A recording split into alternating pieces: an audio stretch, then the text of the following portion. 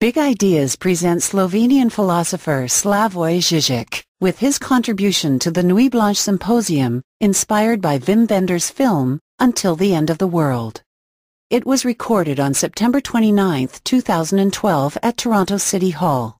Big Ideas is a TVO production. For more information, visit tvo.org. I want to present here some of the signs of this dimension, of the end of the world, in the sense that we are approaching, there is on the horizon a certain zero level where things reach a limit. So let me begin with a film that I know already for 4 or 5 years, because the director, who is my friend, was kind enough to send me a copy. The premiere of the film was,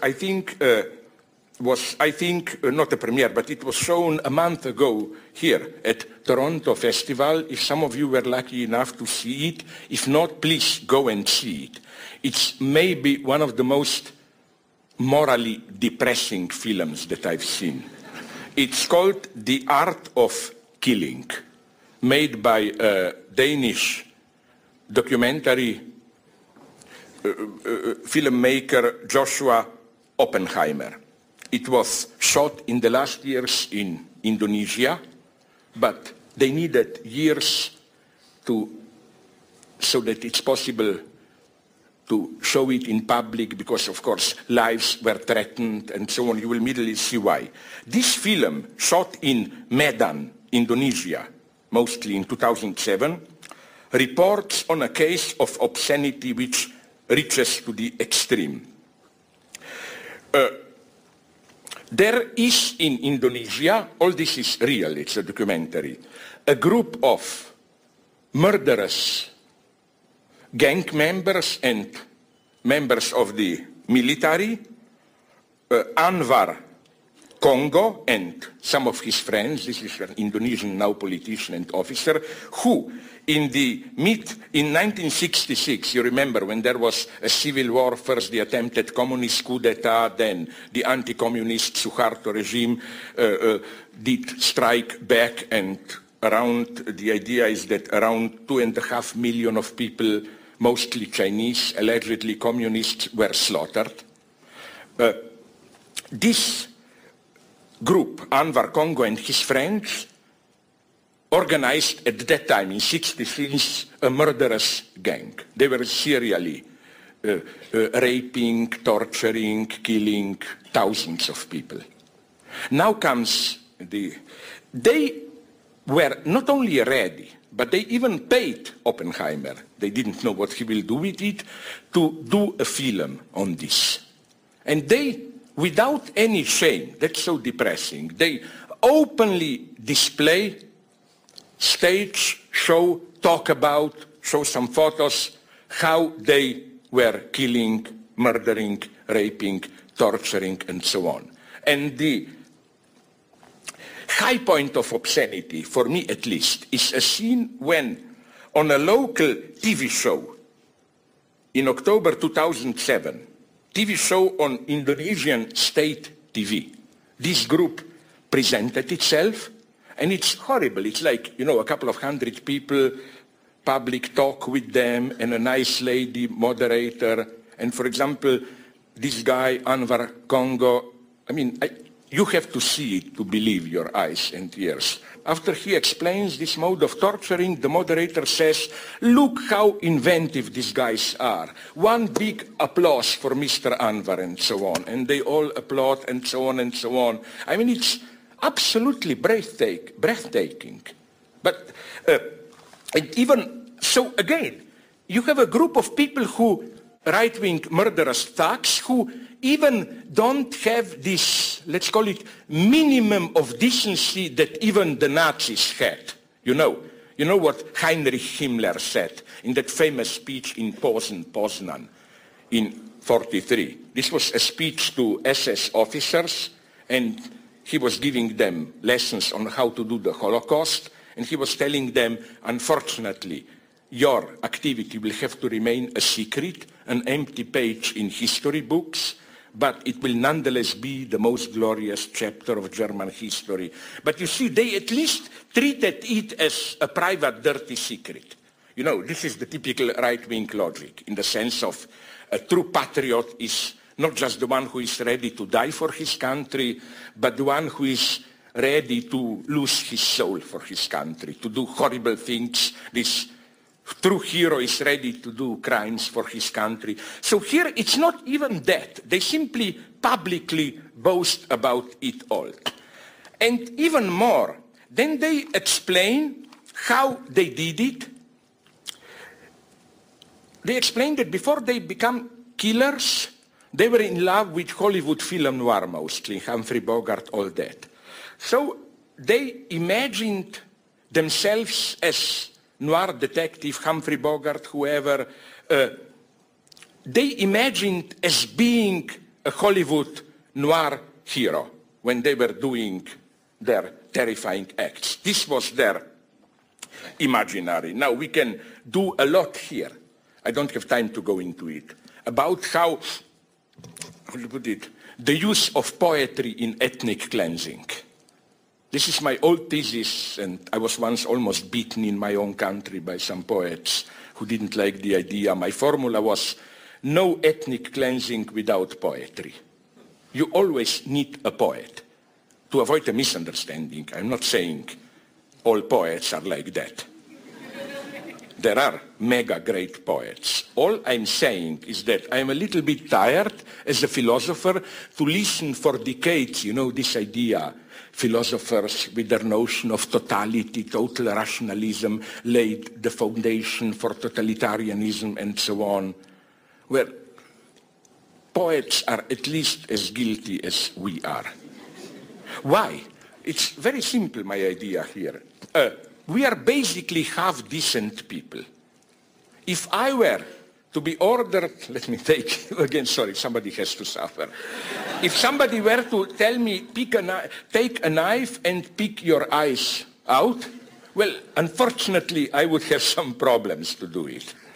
So you need some strong, quasi-religious, mythic narrative which serves as a screen enabling you to do it, so that then, through this narrative, I no longer perceive myself just as a brutal torturer, but something who is doing necessary, although cruel things on behalf of some sacred cause, nation, and so on and so on.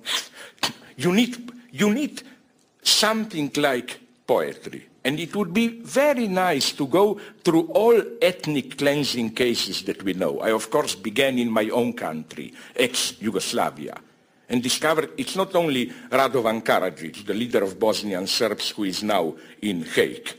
All other post-Yugoslav nations had their own poets who, as it were, with beautiful national myths, laid the foundations for it. What interests me is, to put it in Lacanian terms of Jacques Lacan, the status of big other in the sense of the public symbolic order, the unwritten or written rules which determine what is acceptable, what is not acceptable. Another paradox, I want to argue here for a good use of dogmaticism. I think that I'm totally in ethical matters for dogmaticism. In what sense? Let's take rape. Sorry, but I wouldn't like to live in a society where you would have to argue all the time against rape.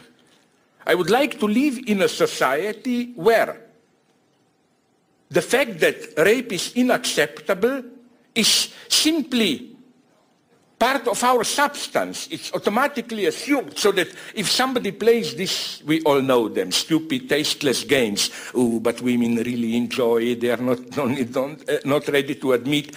You don't even feel the need to argue against. The guy just appears as a weird jerk, eccentric, stupid, or whatever. I claim the moment you have to reason, we are already lost. So this is, no, let me give you an example here. That's what terrified me with Ronald Reagan. I remember, you are probably most of you too young for this. Once Reagan was accused, Ronald Reagan, that some of his friends, that he has many friends who are Holocaust deniers. And he said something which was, I think, quite funny, but in a terrifying way. Namely, he read, "No, it's not true that I have any sympathy for Holocaust denial. Whenever at my dinner table somebody denies Holocaust, I always insist, no, this is not true, there was a Holocaust." Well, the question is, okay, but what kind of friends did he have if he had all the time to argue that there was a Holocaust, you know? So, you see my point. My point is, and here I see that we are approaching, as it were, if you want, the end of the world. My point is that what is happening there in Indonesia? And let me be very clear here. I don't want to play any of the two easy games, either to blame simply global capitalism, like Indonesians are good, ethical guys, who were just confused by universal capitalism, were thrown out of their ethical substance and can act like this, put the blame just on the developed West. But I also don't accept, of course, the opposite Western racist version, you know, like, oh, primitive Indonesians, they don't have any real ethics. No, I think first, the phenomenon, as I will try to show soon, is getting much more universal than it may appear. This kind of let's call it disintegration of the big other, in the very naive, forget about Jacques Lacan here, sense of automatic reliance or on certain basic dogmas. Why not? And I think progress can be measured precisely by the level of dogmatism, in the sense that if there are many ethical dogmas which make rape simply unacceptable, nonsensical, which make I don't know, racism nonsensical, and so on and so on, that's one of the few signs of progress.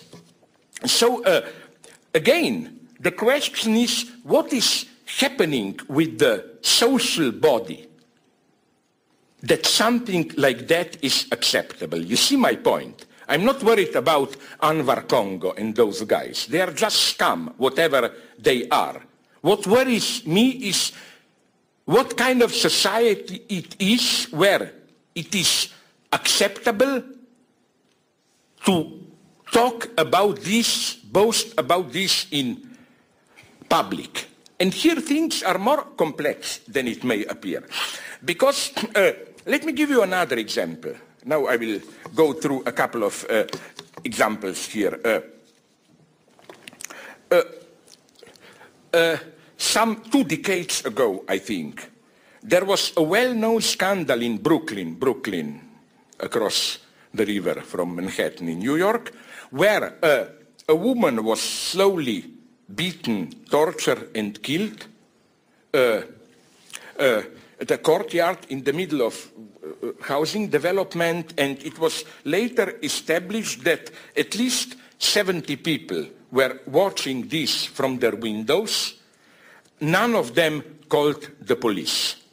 And what is depressing is that, you know, it's not that they would have to identify themselves and then be afraid that the guy would come and also beat them.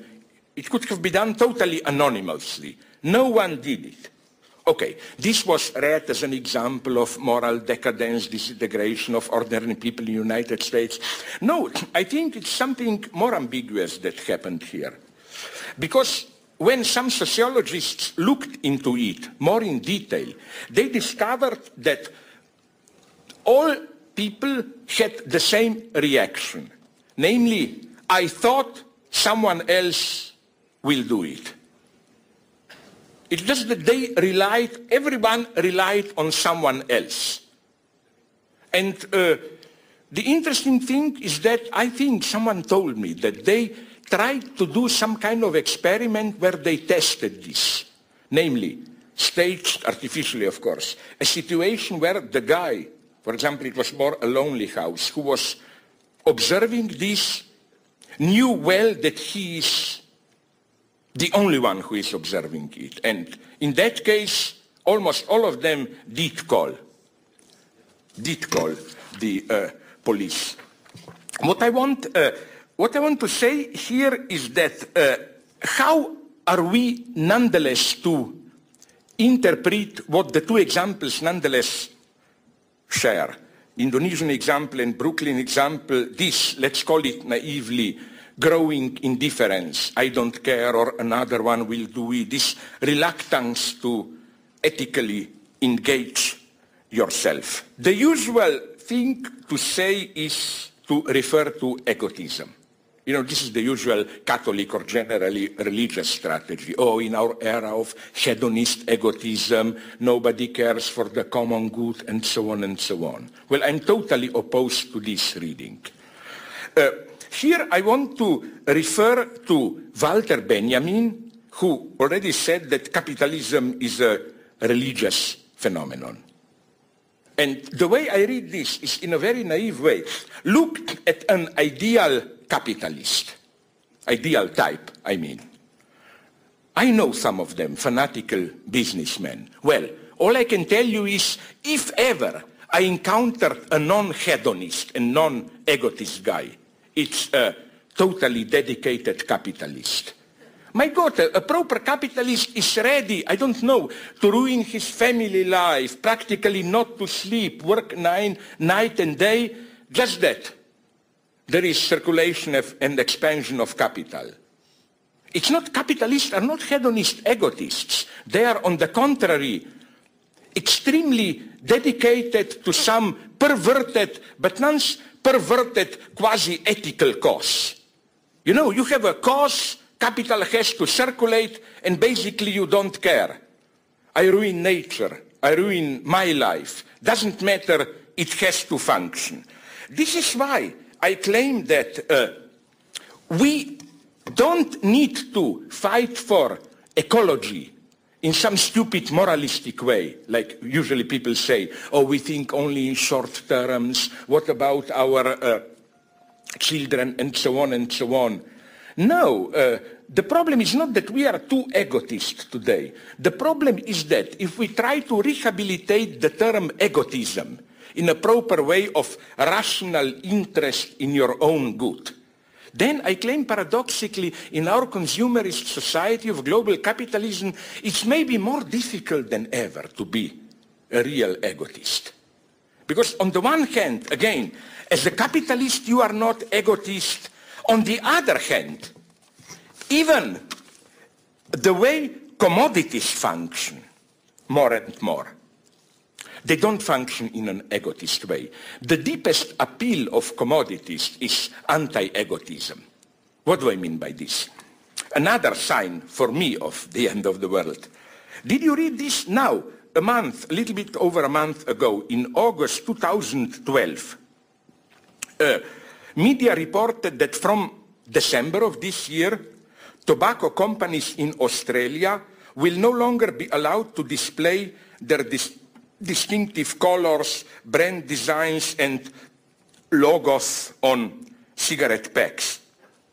To make smoking as unglamorous as possible, the packs of cigarettes will come in uniformly drab shade of olive, and it will be without logo, just a cigarette, this, and apart from information that this is a cigarette, you will get, sorry, it will not, I just have here, you will get a big photo, extremely disgusting, like of eye getting blind, of your lungs open, all black, of an impotent penis, whatever. Absolutely disgusting. The idea is, of course, to make people to stop. It's obvious, the idea. But I claim, although, okay, people may think this is no longer a commodity universe because there is no logo and so on and so on. There is no longer commodity aesthetics. It's on the contrary. The package of the product openly, graphically draws attention to the dangerous and harm qualities of its product. Is this still then commodity logic? I claim it is, and maybe even the most efficient one.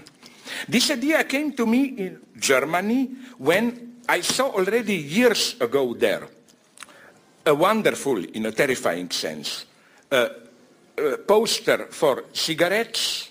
It wasn't Marlboro, but they imitated that famous cowboy. Maybe it was like this. It was on a poster, the usual cowboy, and on the bottom, of course, that obligatory obligatory statement, smoking is dangerous for your health. But the cowboy is pointing with his hand, with his fingers towards that statement, and the message was in German, jetzt erst rechts. Now it's for the real. And I think it was a wonderful male chauvinist message. It was, are you a coward? If you are a true man, now that you know that it's dangerous, now you will do it. I mean, I think that from the very beginning, consumerism works like this. I don't think we really care about all that bullshit, oh, it has so much vitamins, so much this, so much that. If I may call it in this obscene way, in authentic consumerism, there is always, I think, this excess of, it's dangerous, but that's why I want to do it. Even in, of course, this is not consumerism, but even in some traditional societies, in a much more, if you think, I doubt, authentic way, they played, for example, I was told in Japan that it's a almost sacred, ritualistic thing to eat a certain fish, and the whole point is that that fish is poisonous and there is a certain chance that you will die. But that's precisely the point. So again, my point here is that, that here is another example of non-egotism. How publicity does not address you simply as an egotist, rational egotist, take care of your health and so on and so on. But beneath all this, there is a much stronger superego injunction, no? In the sense of you may die, and that's why, if you are a true man, you will do it, and so on and so on. So let me go on. What type of egotism are we then talking about today? Now I come to, I don't know if you know it, I don't think you do, but this is a story even more depressive than the one from Indonesia. I have a friend in China who sent me all the documents about this. It happened a couple of months ago in China, a story which in a strange way resembles one of the Bertolt Brecht's so-called learning plays. Brecht wrote in 2930 a learning play with the title The Exception and the Rule. It's a simple didactic communist play where a rich merchant and his poor servant are traversing a desert. Because of some storm, they almost run out of water, and then the servant approaches the merchant with a bottle, offering him, because he's a good guy, a little bit of water that he still has. But the merchant thinks that the servant is trying to kill him and kills the servant. Then you have the court in session and the judge gives right to the merchant, because the judge says, yes, probably this was an exceptionally good servant, but this is the exception. It would have been typical in such a situation for the servant to try to attack the master, so the master was right to react the way he did. Something even more horrible than this, it's not a joke, happened in China. It was, already half a decade ago. an elderly, in one of these anonymous, no, this was even not anonymous, in Nanjing, a friend sent me all the documentation. An elderly woman fell while getting off a bus. She fell down when the door was open, and she was 65 years old, and she broke her hip. Behind her on the bus, there was a young, decent guy, relatively wealthy, but decent. So when he saw, my God, woman there falling down, broken, he also stepped down, helped her, and when he saw that she cannot walk, he called a taxi, took her to a hospital, and even gave her a little bit of money. A week later, after the woman got home, her relatives convinced her to prosecute the guy. The reasoning was, what normal person would have helped a woman like that? No normal person. So the fact that he helped her means that he must have been responsible. He probably pushed her down. Okay, the thing got to the court, and the depressive thing is that the judge gave right to the woman. The judge said that no normal person would have acted, I quote now literally the judgment, no normal person would be as kind as thank you this guy claimed he was. So since he was so kind, it's clear that he is guilty, and he was punished quite a lot of money, a couple of tens of thousands of dollars in US money, and so on and so on. Now, what is happening here? I think the thing is much more complex than it may appear.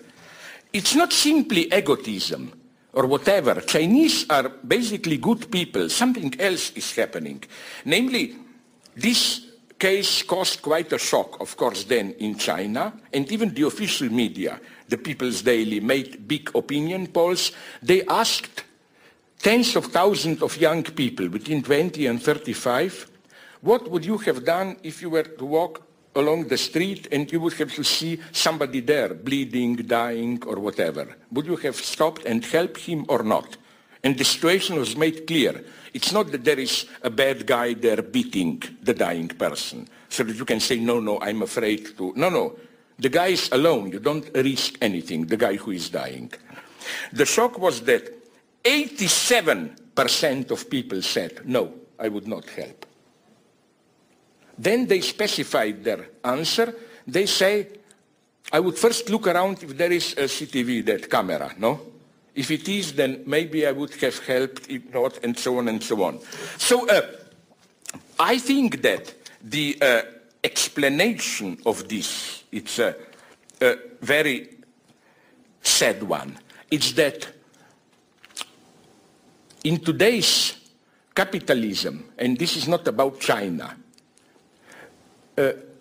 the limit between public and private space is shifting, changing.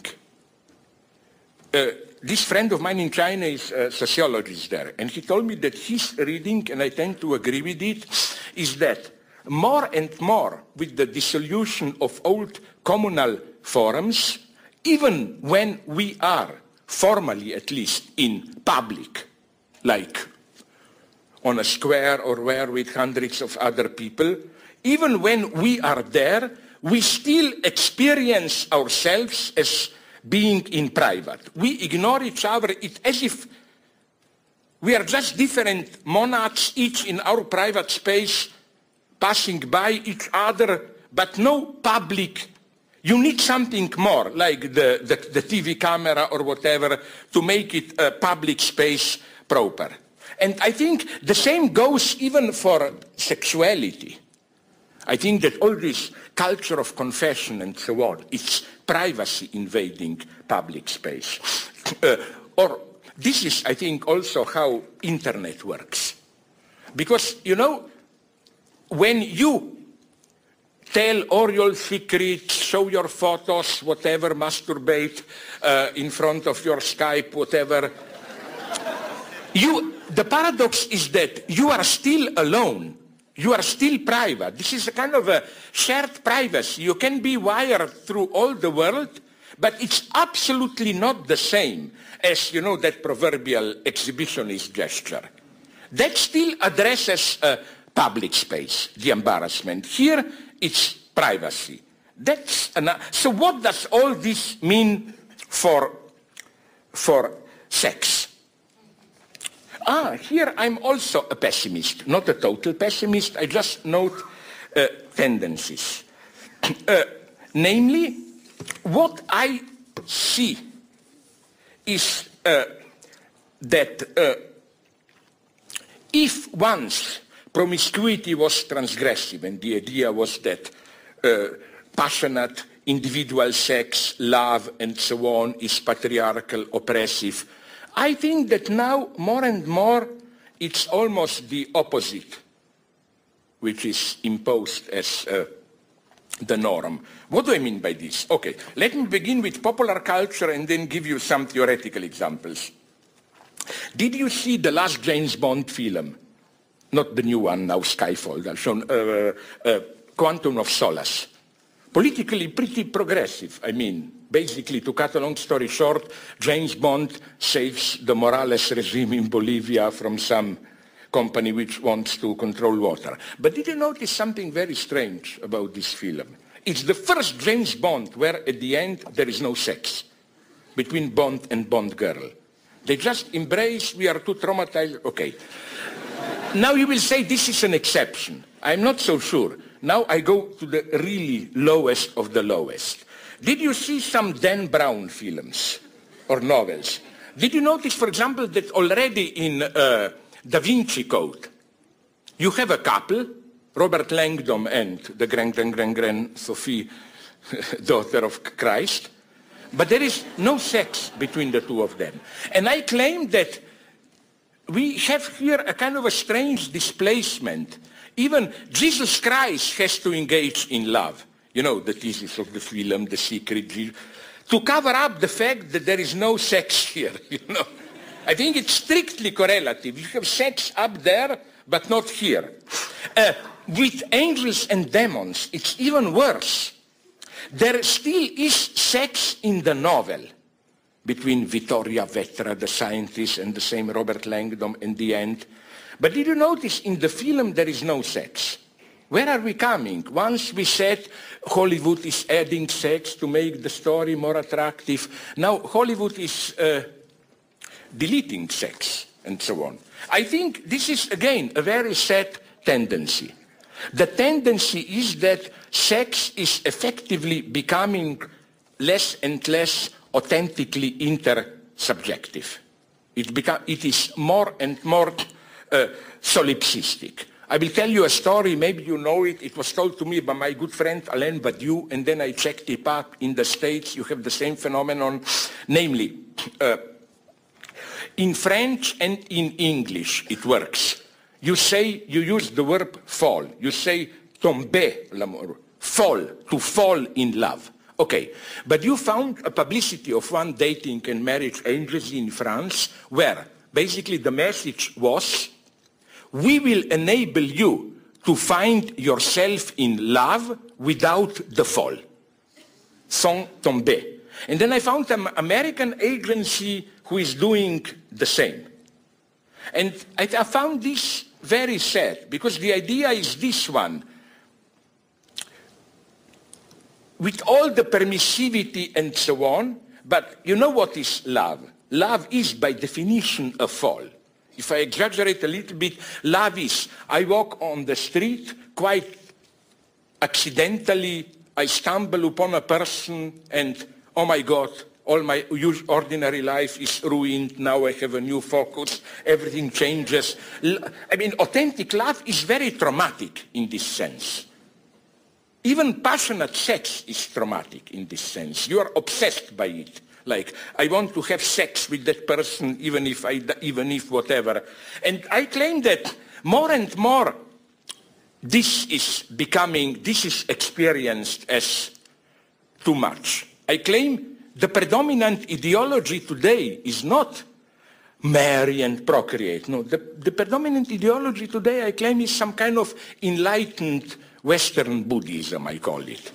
Be authentically yourself, or as they say, the stupid Yodas and so on in Star Wars, don't get too attached to worldly subjects, which means precisely don't fall.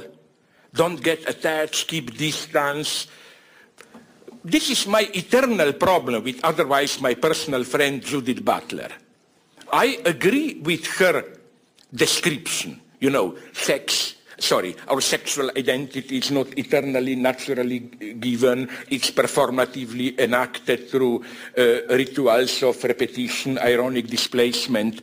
My problem is just, why does she think that she is describing anything subversive? I claim she's just describing precisely the predominant ideology today. Now you will say, but what about neoconservative backlash? I claim it's exactly that. Just a backlash, a reaction. The action is this one. We are interpolated into this safety. Safety in the sense of no fall, safe sex. Or, you know my story, I always repeat it, at all level of consumerism. Like beer, yes, but without alcohol.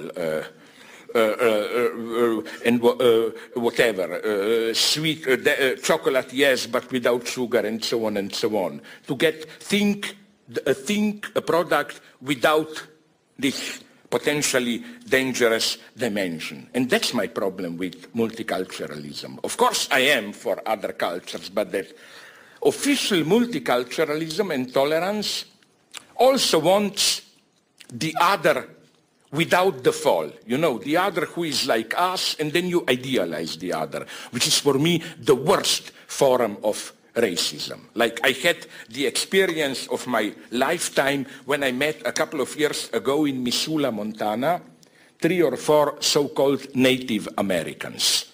First, they protested about this term. I loved them. They said, we are Native Americans, so you are cultural, we are native, or what? They told me, we much prefer be called Indians because at least our name is a monument to white man's stupidity then, you know. They thought they are in India. They in a very nice way, they immediately detect this, you know, they told me they hate so much when white guys come to them and said, you are wonderful, holistic, sensitive, and so on. No, with such pride, I loved them. They told me, you white people, we burned more forest, we killed more buffaloes than you ever will do, and so on.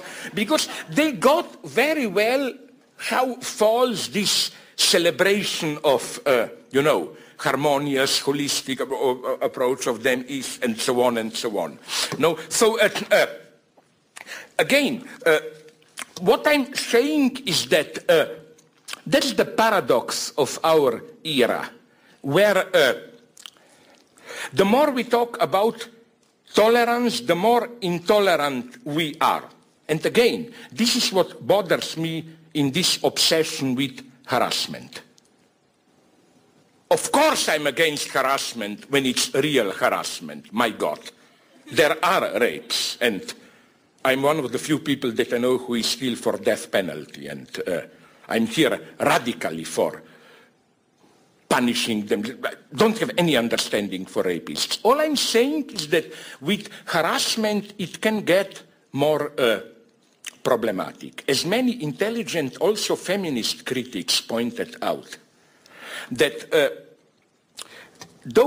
if you go to the end in this logic of no harassment, basically you end up, as they say, consensual sex. Of course I'm for consensual sex if it simply means no one is raped. We are both for it. But this consensual sex then all of a sudden turns into contractual sex. You know, as two rational people, we make a contract, you do this to me, I do this to you, and so on and so on. Okay, why not if you enjoy it? I have nothing against it. All I'm saying is that when you have authentic, passionate love, in the process of seduction, and not necessarily from the side of the man. You always necessarily have to do something, that crucial step, which retroactively, it depends on the receiver, can be proclaimed to be a harassment. Harassment means simply, in all brutality, I show you, I display my desire. You know where you have a very nice scene, although they are pseudo-intellectuals, I don't like them. That guy Inarritu, the director, did you see his, with Naomi Watts, Sean Penn, his nice movie 24 or 24 grams? 21. Let's not go into Freudian water. What is when Sean Penn tells her, Naomi Watts, well, that he loves her. And her reaction is, do you know how brutal this is?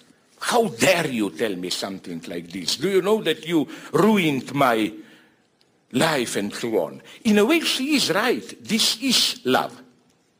Again, so quite often I claim, what this fear of harassment covers is precisely a fear of effective intersubjectivity, proximity of the other. Where are we here? What are we approaching? Did you see the movie, which I think is a mega classic? The old, now old, British dystopia, Terry Gilliam, Brazil. There is a wonderful scene towards the beginning when they, the rich people, and with the hero of them, Jonathan Pryce, go to a restaurant and they have to select food. And it's a stroke of a genius. What they get when they are served food is a plate. What is on the plate is just a sheet like just something like a piece of sheet, formless piece of mud, and then a photo of the exquisite steak with all the... So the idea is you eat that sheet, but the photo tells you what... And I think that's how love more and more functions, you know. You just need some minimal prop, piece of sheet, to masturbate with your fantasy. I claim that in this sense, even when we really make love, we more and more masturbate. We masturbate with a real partner. It's possible. Because, you know, in the same, just partner is here more and more just to do the work of your hand or whatever, but you are really, you remain with your fantasy. Now, to conclude, if I can conclude a little bit, which then would be generally the ideology that would fit this situation? I claim, but I have deep respect for Buddhism. Now I'm talking about our type of Western Buddhism. I claim it's the way this Oriental spirituality functions today. On the one hand, as already developed in some of my books, I claim that no wonder that the majority of top managers today do some type of Oriental spirituality and so on. I think that to survive in a dynamic of today's capitalism, you simply go crazy if you fully identify with it. The only way to survive is to maintain a distance, to say it's just a crazy dance of appearances, I'm not really there, and so on and so on. On the other hand, now I come to the interesting point. This is the most radical, maybe, aspect of the end of the world as we know it. And when I say the end of the world, I don't mean only in a bad sense. I'm just saying we are approaching a certain limit. Who knows what will come? Maybe a better world, maybe a bad world.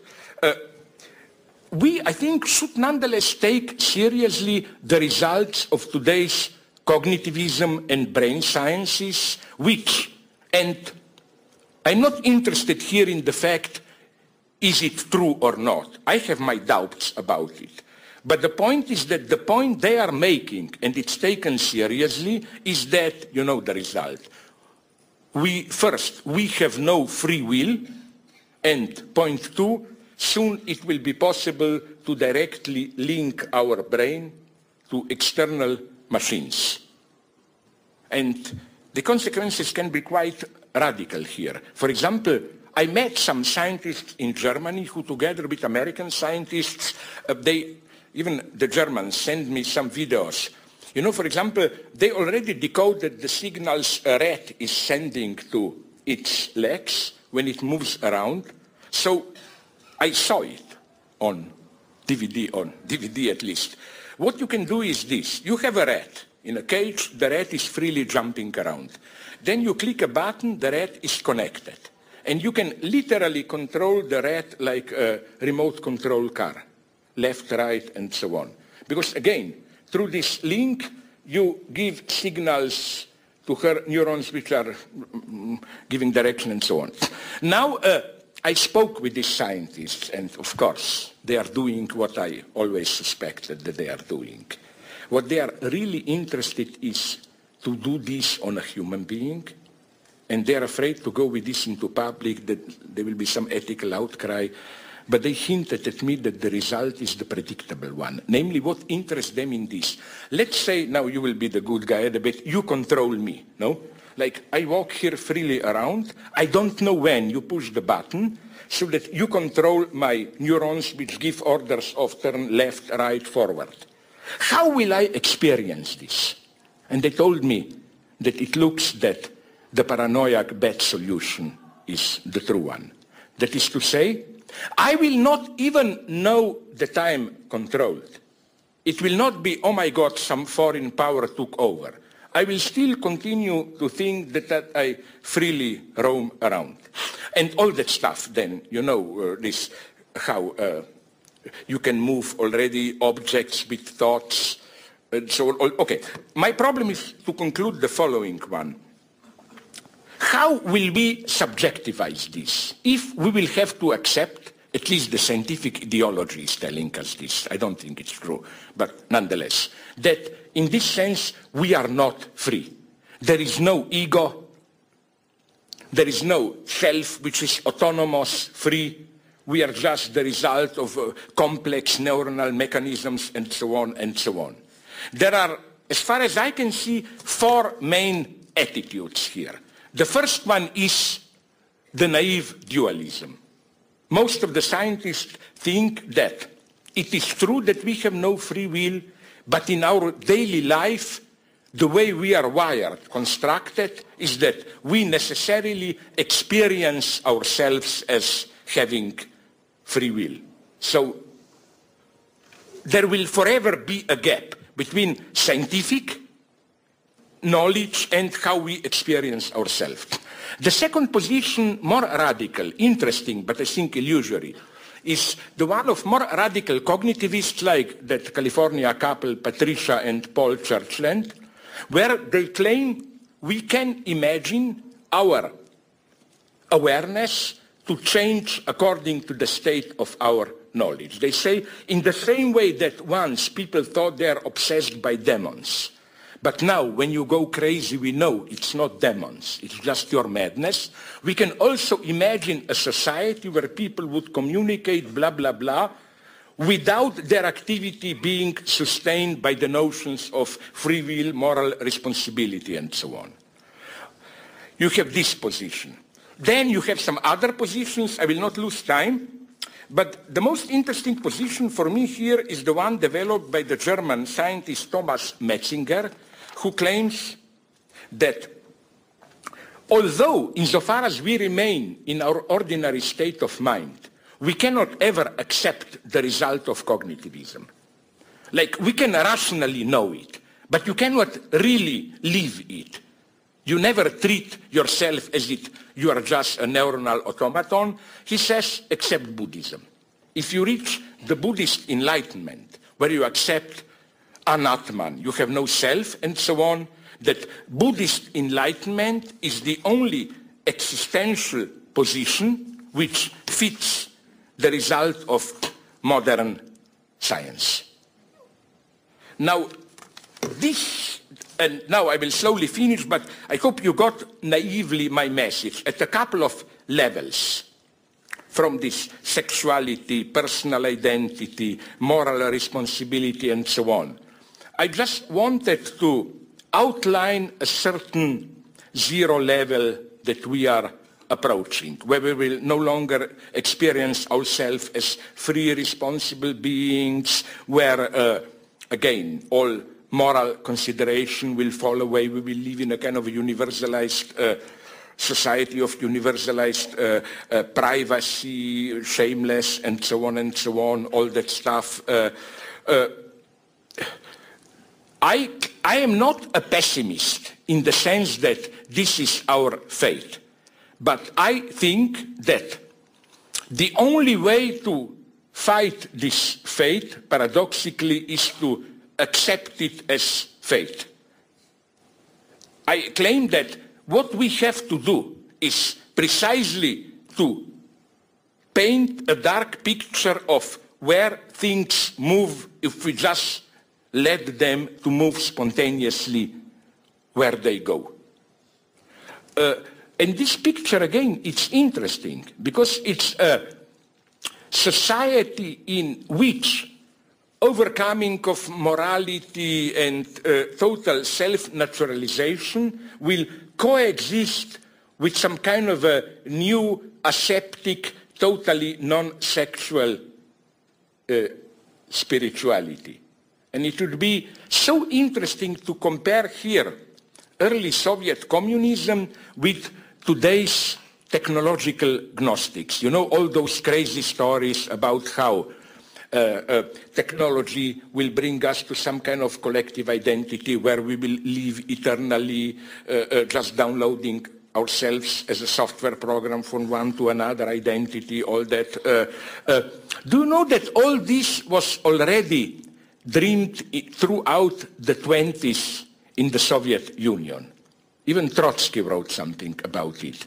The idea was that the true task of Bolsheviks is not only to change society, but to create a new man.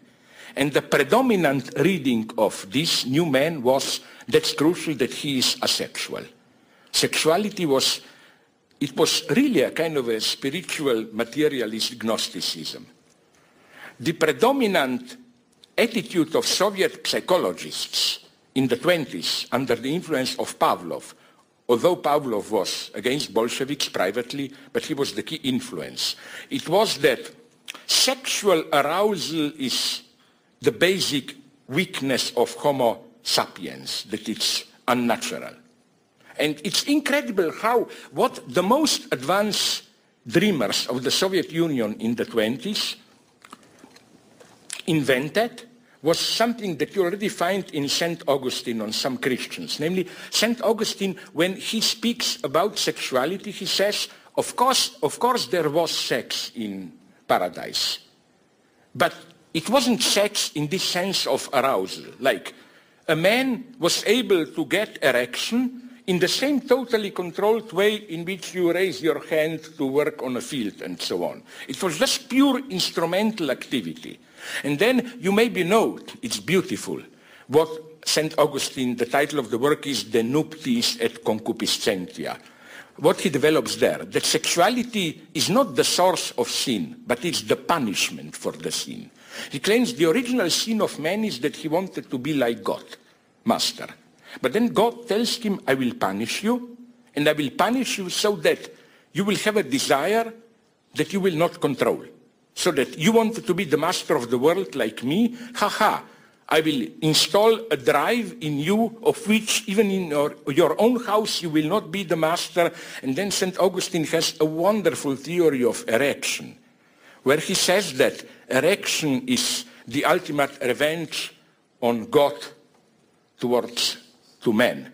He says that I will take one of your organs, penis, and you will not control it. Like, you will want it to get up, it will not, or when it will be most embarrassing for you, it will get up, and so on and so on. So the idea is precisely the non-controllable status of erection is God's reminder of our finitude, like you dare to. So what I'm saying is that the goal explicitly is to get out of this dimension. And here I think we should be very open. Through cloning, through all this, maybe sexuality will disappear. sexuality as we know it, which is not biological. The problem is what will remain of human sexuality the way we know it. Because again, human sexuality is not the same, as we all know, as natural sexuality. We can imagine a copulation which is totally mechanic and there is nothing sexual about it. Human sexuality is something totally different. I try to develop it something. It's always linked to failure, repetition, and so on. In what sense? Let me imagine a very everyday obscene scene. Let's say I'm shaking a hand to one of you. Instead of dropping the hand, I go on squeezing it rhythmically. Admit it, your association would be, what dirty plans, what, like the situation would, through just doing repeatedly what normally is done only once, the situation would go sexual in a very embarrassing way. And so it's something much more mysterious that goes, so what will be the fate of that? So what's my point here? I'm sorry if it appeared that I'm painting some dark picture, whatever. No, I'm just saying that, and with this I really want to conclude. Do you know that what Virginia Woolf, otherwise I must say I hate her. I think she was a frigid bitch. I think that Daphne du Maurier is greater writer than Virginia Woolf. I was almost lynched for saying this. But she did something wonderful. You know that in April in 24, in her essay, Mr. Bennett and Mrs. Brown from 1924, she said that it's on or about April 910, human nature changed, and so on. It's a wonderful British style of this pseudo-empiricism. Like the most famous statement in these lines is, a theologist in mid-19th century claimed God created the world 4,000 and something years BC at 9 in the morning, and so on. But what I'm saying is that with all the changes we are living now, it's not just the capitalist dynamic, it's what biogenetic means, what all this stuff happening with our desires means, and so on. I think that effectively the very basic dimension of what is to be human is changing. In this sense, I claim it's the end of the world. It's the end of the world as we know it. It will change. What does it mean to have sex, to be human, and so on? But it's not still, I think, determinism in the sense of new catastrophe or whatever. The situation is open more than ever. And this is my concluding paradox. It looks as if we can't really change anything. Even after September 11th, Occupy Wall Street, even after that one, no, because, I'm a leftist here. When you say September 11th, my association is always the putsch against Salvador Allende, We should remember the true September 11th, organized, paid by the United States. That the smoking gun was found there. Kissinger signed a letter authorizing the murder of the Chilean minister. But what I'm saying is that on the one hand, the situation may appear to be desperate, like, my God, and it is desperate, in the sense that leftists were telling us for decades when our situation was relatively prosperous, you remember, they were telling us, now we have apparent welfare, but wait a minute, there will be the crisis, blah, blah. Where the crisis is here, revolts and so on, and did the left propose anything I am not aware of? Any viable plan, even general idea? You can maybe correct me here. I met demonstrators on Zuccotti Park, Frankfurt, and so on, and I was always asking them a simple, stupid question. What do you want? And I got answers like, we want a more just capitalism. But I don't blame them. I think that the tragedy of our situation is the following one, and this should be, again, paradoxically, at the same time, the source of our hope. Namely, when people tell me, but do you think really that we can change anything? Well, my answer is, I don't know that, but I do know that things are already changing radically, that everything is changing so fast. That's some aspects I try to identify, discern today. In our economy, in our, and it's not just capital. Look, for example, again, look at today's capitalism. I think the whole digital phenomena and so on is much more ambiguous. It may be a triumph of capitalism, but you can see how at the same time, the more we have this informational technology, the more private property itself becomes almost meaningless. I mean, soon everything will be downloading and so on and so on. It will not be possible to control it. So again, my point is this one. When people tell me nothing can be changed. No, it can, because things are already changing like crazy. And what we should say is just this. If we let things change the way they are changing automatically, we are approaching a kind of a new, perverse, permissively authoritarian society, which will be authoritarian but in a new way, which is why I don't like terms like new fascism and so on, you know. I mean, to use these terms means just you are too lazy to think what really is new. And this is what should give us a motivation to act. Things are already changing. Will we simply follow this change? So again, things are changing. I don't think that if we do nothing, we will simply go on enjoying our relative, at least in some parts of the world, prosperity. No, I think that, again, even my God, even Fukuyama himself, the last time I met him, confessed to me he's an honest guy. I like honest conservatives. That, to put it in an ironic way, he is no longer a Fukuyamaist.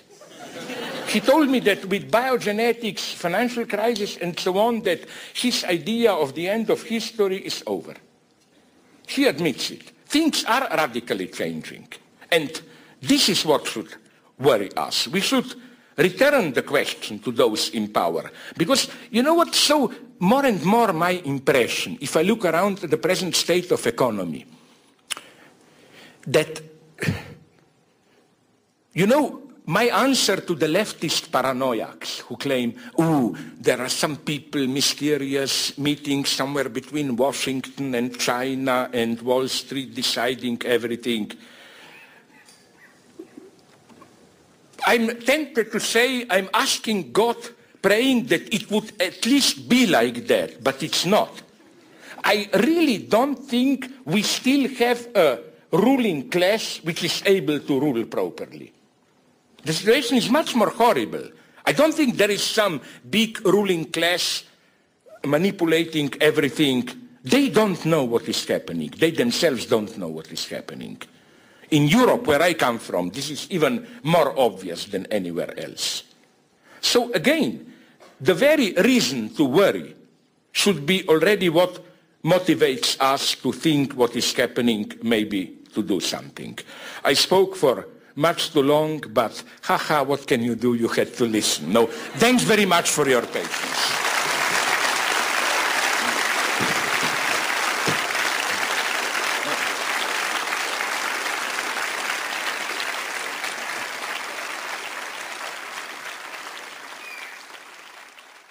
You have been listening to a TVO podcast. Support Ontario's public television. Donate at tvo.org. TVO makes you think.